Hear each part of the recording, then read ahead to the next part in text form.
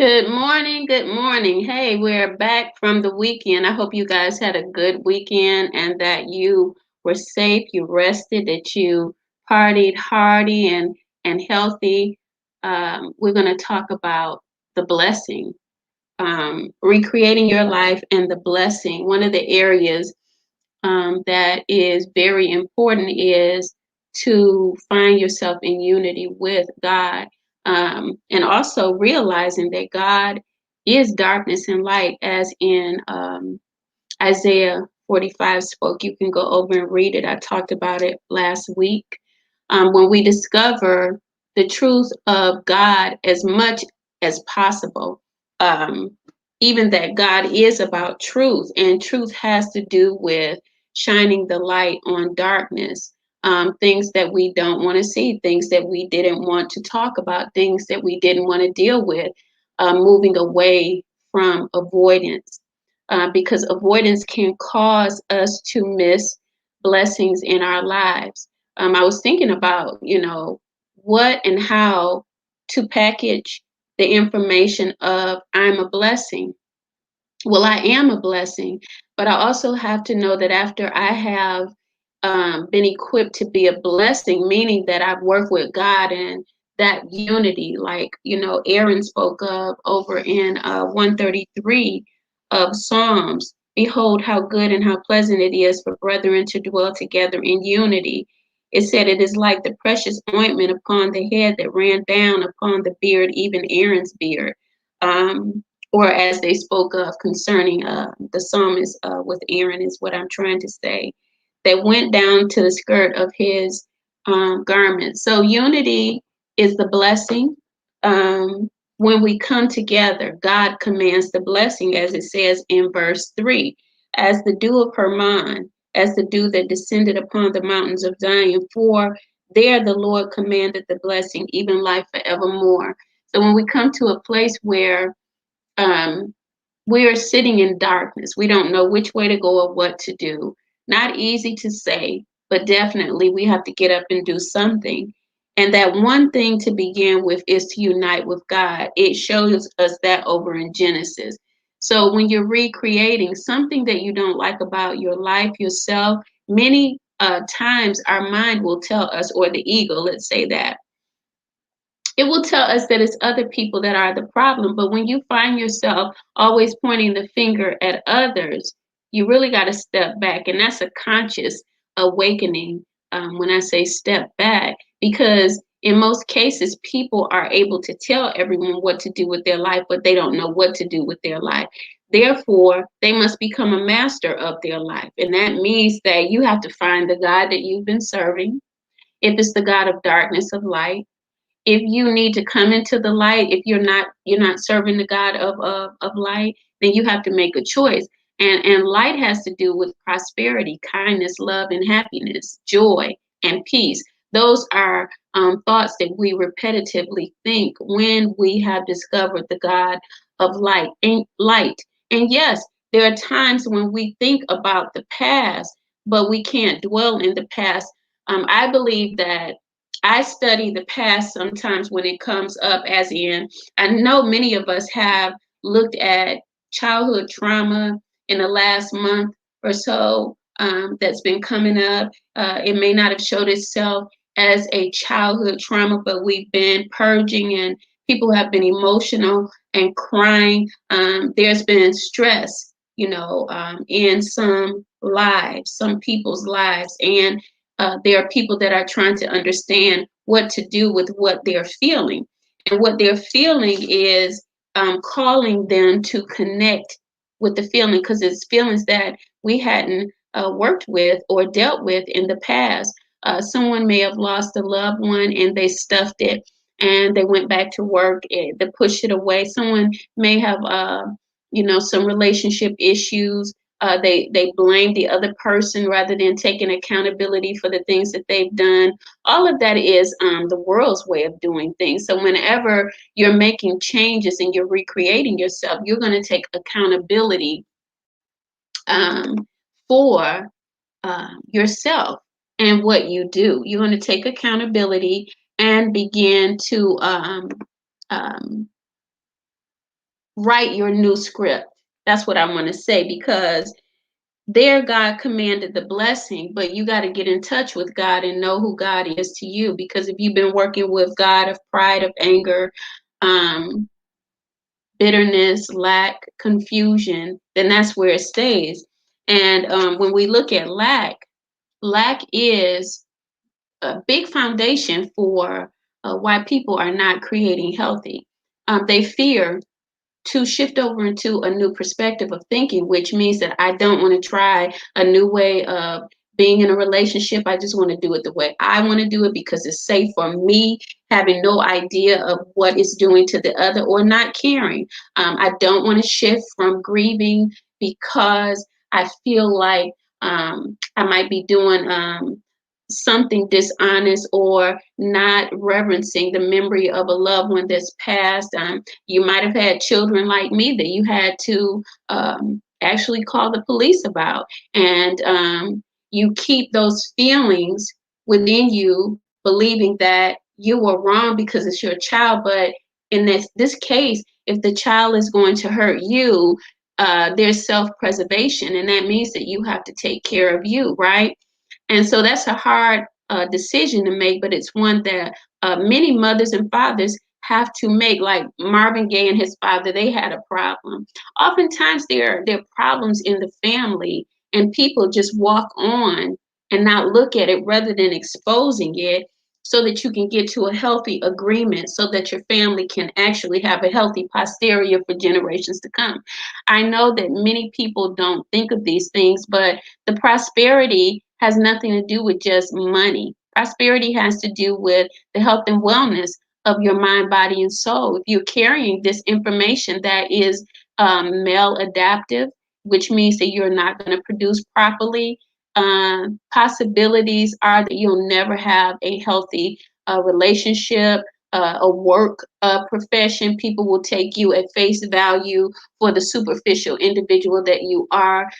You will never have authenticity. So here he says, where two or three of us are gathered. So two or three of us are gathered in darkness. So we commit to a dark situation, even trauma bonding in the workplace, in relationships, because whatever you have not resolved within you and then we take it everywhere that we go. It's not everyone. There's a time when you're triggered by something and you have to stand up to yourself and say, you know what? I'm done with blaming everybody. I got to deal with this. The fears, the worries are yours. They're not everybody else's. Some people actually have did the work and they've taken on the burdens of others. You know, you might have property that you're renting out and people are not paying their bills, and they can.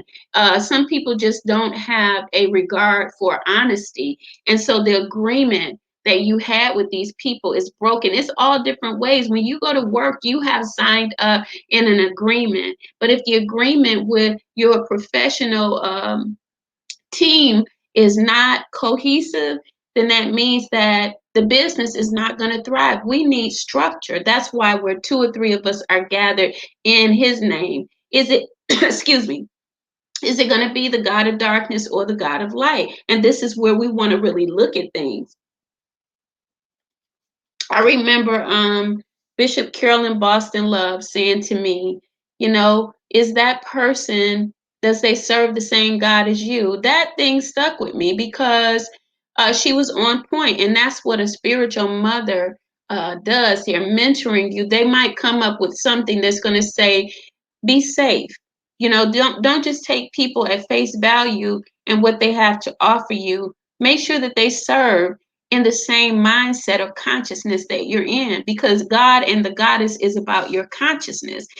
If you're someone that's doing very well in self-development, meaning yourself, your heart, someone that is not in that place, if you're not careful, can take you back to yesterday. So it's important to know if the person that you're working with, that you're building a relationship with, not asking them, but discerning, serves the same God as you as you're growing. So if you serve darkness and you and them are together, that's great. But what happens when you cross over, when you're ready for that change? That's when all hell is going to break out, because you have different points of view. The agreement is not the same. All right. So Ruth even speaks of that over in verse 116. And Ruth said, I entreat me not to leave. Entreat me not to leave thee, or to return from following after thee. For whether thou goest, I will go, and where thou lodgest, I will lodge. Thy people shall be my people, and thy God my God. And the wonderful thing about this is when I looked at it, and I spoke about it a couple of weeks ago, her following Naomi and being the daughter-in-law that would not let her mother-in-law go. She had to be a fantastic mother-in-law.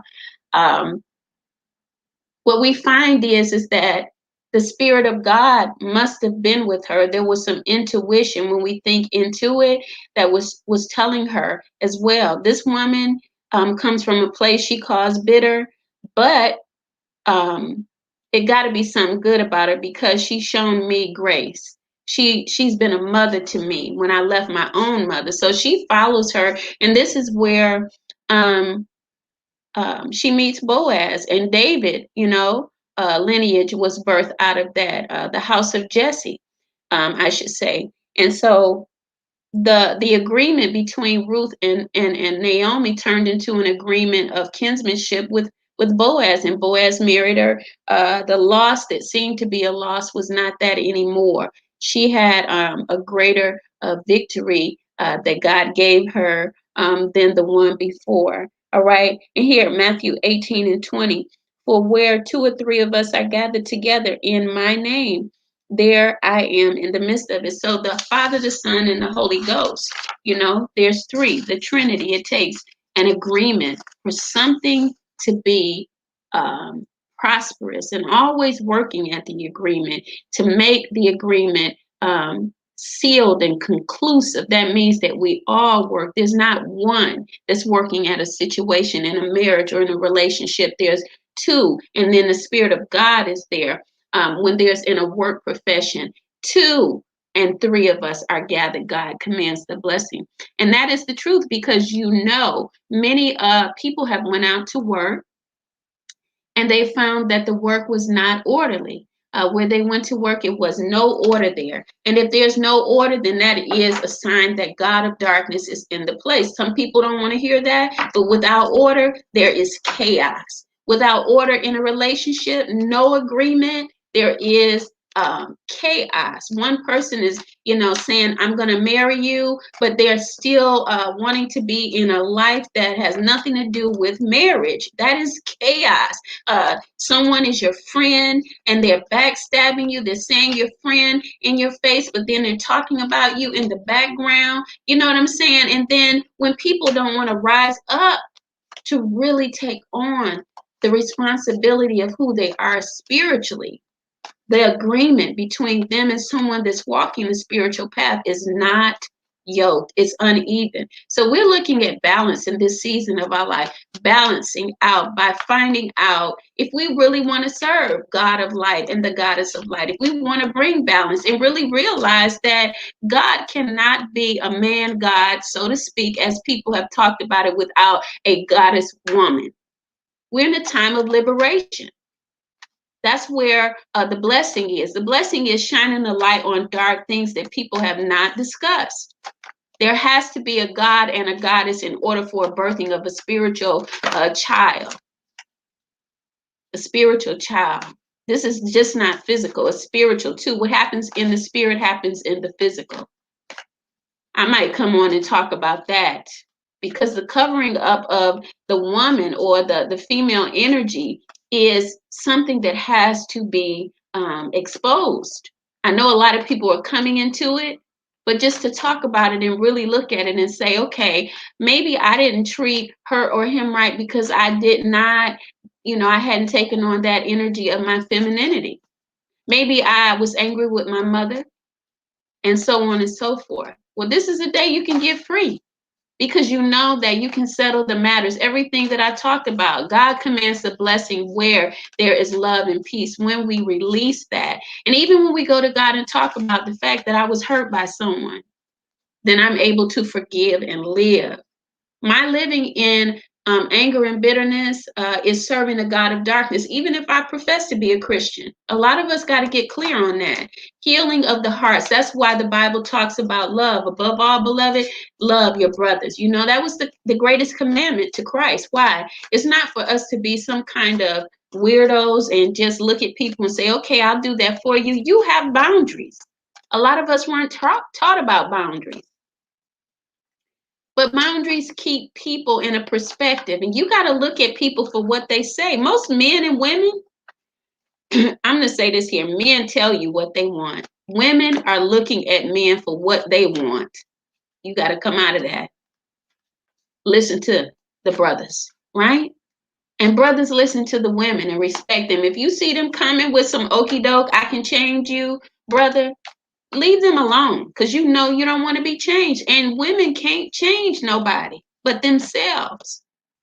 So brothers, come with a good agreement. We just gonna be friends. And then women, understand you can't change it. So you're gonna have a problem. This is a big problem in situations. The agreement is that I'm friends and I date. Whatever, pick your choice. I agree. I'm your friend. And we do friend stuff. That's it. All right. So here's your affirmation. God bless you for listening and sharing. Oh, it says learn to say no. Oh, wow.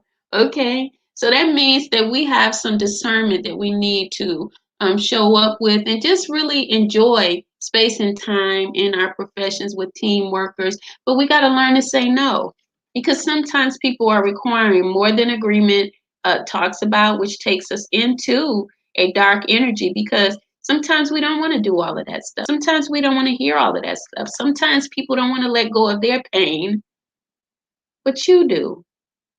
Learn to say, no, I can't hear that today. No, I cannot do that today. It's okay. And if they don't accept it, then you might reevaluate them being in your life. I watched a movie yesterday, Brittany Running a Marathon. It's on Amazon. It was so good. This young lady had friends that were just friends with her because she was a pushover. But when she started getting above, you know, that agreement with them as friends, because they could push her over and misuse her or say anything they wanted. When she started learning and loving herself, what happened is that she let go of those old relationships. She had to acquire the goals that she wanted within herself, which was to um, love herself and more. All right, so it says learning to say no.